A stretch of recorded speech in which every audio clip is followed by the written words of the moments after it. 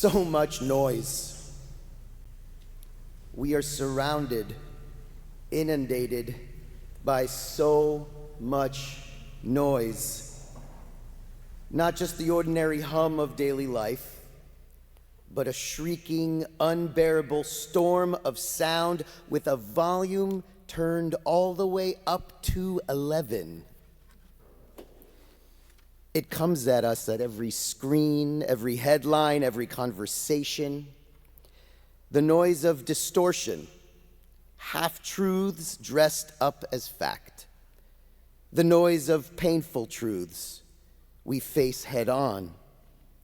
The noise of outright lies shouted with such confidence that we are tempted to wonder if maybe, just maybe, they might be true. The noise of images, powerful, searing images designed to bypass our reason and pierce directly into our hearts, to hotwire our emotions, to leave us trembling. The noise is exhausting. It fills our days, interrupts our sleep, makes it hard to breathe. And it does something even more dangerous. It begins to make us doubt. We doubt ourselves. Maybe I'm the one who doesn't understand. We doubt each other. Maybe they aren't the partners or the friends I thought they were. God forbid we even turn against one another, tearing at the fabric that binds us together. And sometimes, maybe worst of all, we can turn against ourselves, alone, disoriented, drowning in the volume of the world. And then, silence. Sacred silence in this very sanctuary. Followed by the blast of the shofar, Tekiah! A single, strong, piercing note. Not a jumble of noise, not a distortion, not confusion, a call. Clear, sharp, ancient, holy. The shofar does not manipulate us. It awakens us. It cuts through the noise. It slices through the confusion. It pulls us back to ourselves, to each other, to God. It says, we are alive. The world is being created again today. What will we do with this gift? On this Rosh Hashanah, the birthday of the world, we gather in awe and trembling. We gather in wonder and hope. We gather as the shofar calls us, Tekiah. A single piercing note to wake us up. It shakes us, unsettles us, and asks, what will we do with this new year? And I have to admit something to you. When I hear that first blast of the shofar, the Tekiah, my mind goes immediately to another piercing sound. A sound that shook me, that unsettled me, a sound that woke me up. Nearly 2 years ago, the first siren at 6:29 in the morning on October 7th of 2023, Kibbutz Re'im at the Nova Festival. That moment that changed our lives forever. Like the shofar, it cut through the noise, but it was not a call to renewal. It was a warning, a cry that danger had arrived, a blast that announced brokenness. From that moment forward, nothing would be the same. And so we move from Tekiah into the next set of calls, Shvarim, the three broken blasts, Shever, Shever, Shever, the cries that remind us of our own brokenness, of our people's brokenness, of the world's brokenness, and for me, each shever, each broken blast, my 3 journeys to Israel since that dreadful day. Each journey, a broken note. In December of 2023, just under 2 months after October 7th, I went to Israel. My goal was simple: to be present, to hug, to cry, to let our people know they were not alone.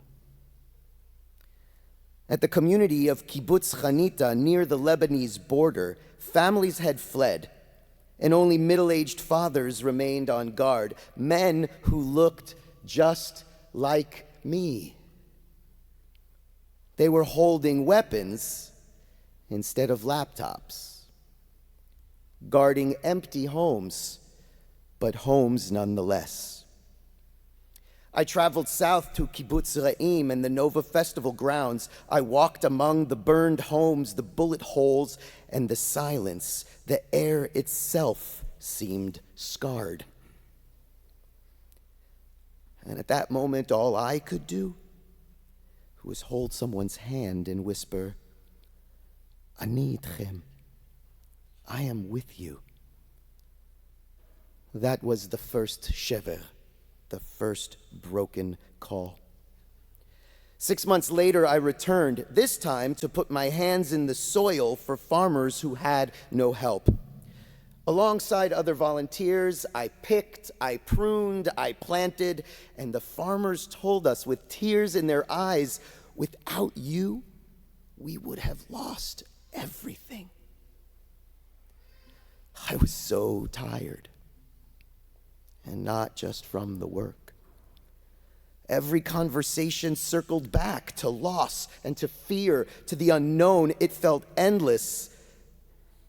And dare I say, it felt hopeless. This was the second shever: brokenness, exhaustion, weary bodies, weary spirits, a sound of sighing and of stumbling. But our tradition teaches that even in exhaustion, creation is possible. Shvarim, brokenness, is not the end. Rather, it is the passageway to repair. You see, on my 3rd trip this past April, something unexpected happened. I expected more despair, but instead, I found courage. Visiting Kibbutz Chanita again in the north, by this time, 1/3 of the population had returned, and of that 1/3, 3/4 were families with teenagers. The parents told me honestly it was not their decision to return. Rather, their children insisted. "We must go back. We must be with our people. This is our home." Their teenagers gave them courage, and in their courage, I rediscovered my own. Again, with other volunteers, we restocked the kibbutz general store. We built sets for a Yom HaAtzmaut, an Independence Day play that the teens were actually writing. And even among the shattered walls, creation had begun again. I continued south to the community of Kibbutz Erez, right on the Gaza border. I was there to visit 18 teenagers who had spent last summer with me at Camp Hess Kramer. For the first time since October 7th, they were reunited with each other. After displacement, after scattering, they returned home, not in theory, but in truth. Together, those teenagers created a mosaic, literally of broken shards, laid at the kibbutz gates. There's a saying in Hebrew, "Ein li eretz acheret," I have no other land.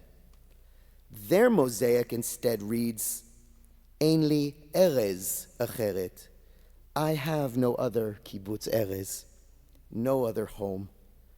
Out of broken pieces, these children formed wholeness. This third shever, this third broken note, is the turning point. Not only grief, but resilience. Not only brokenness, but the determination to create from fragments. So now then comes Teruah. 9 short staccato blasts, urgent, insistent, like an alarm that will not let you go back to sleep. Teruah.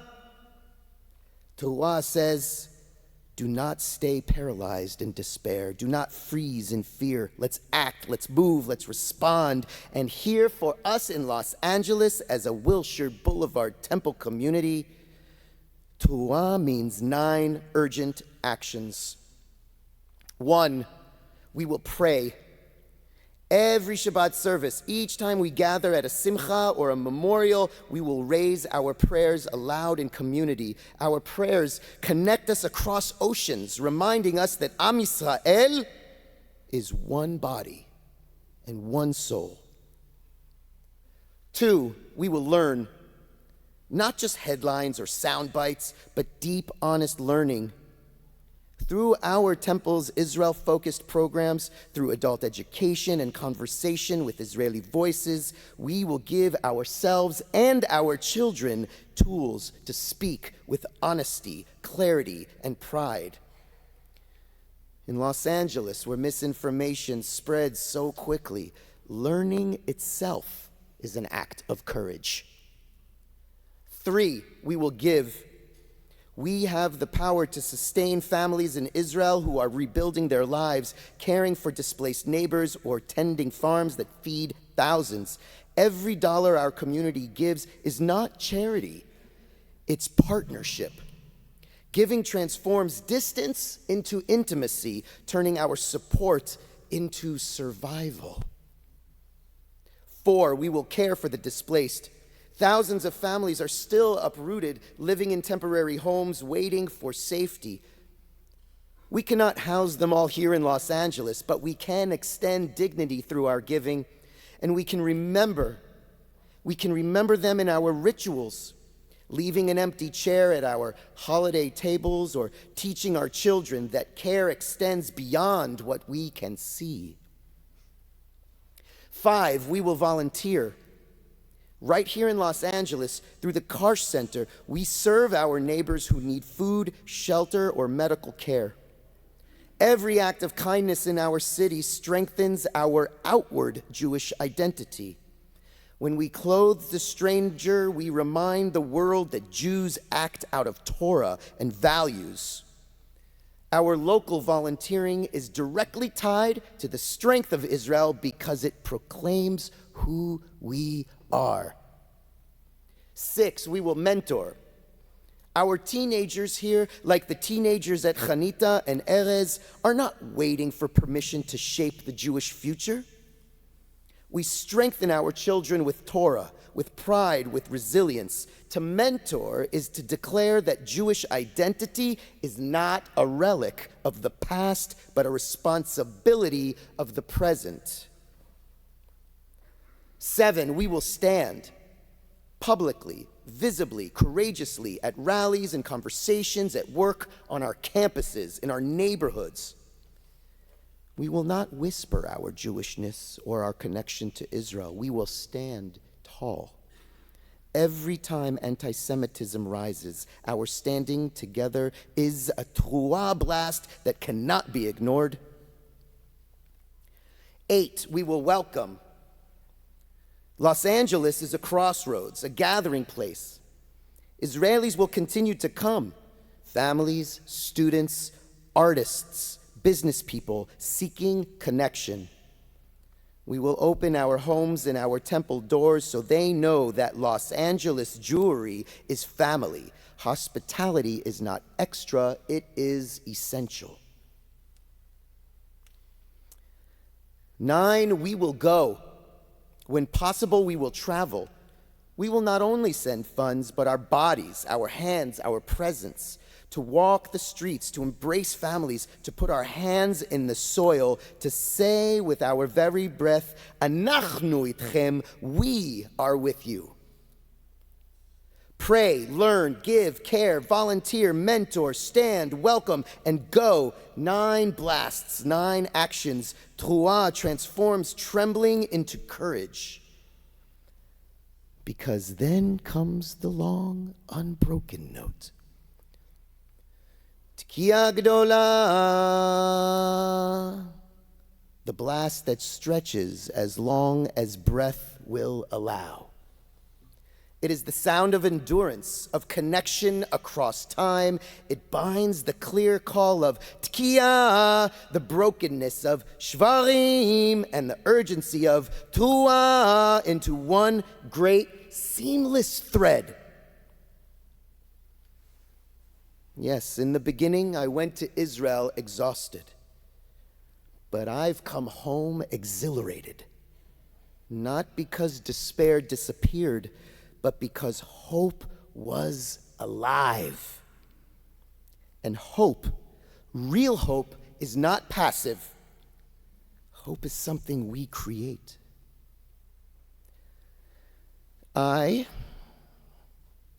We cannot forget that first piercing siren at 6:29 in the morning on October 7th. It was a tkiya of terror, a sound that shattered our sense of safety, a sound that changed Jewish life forever. But the shofar reminds us that tkiya is not the sound of danger.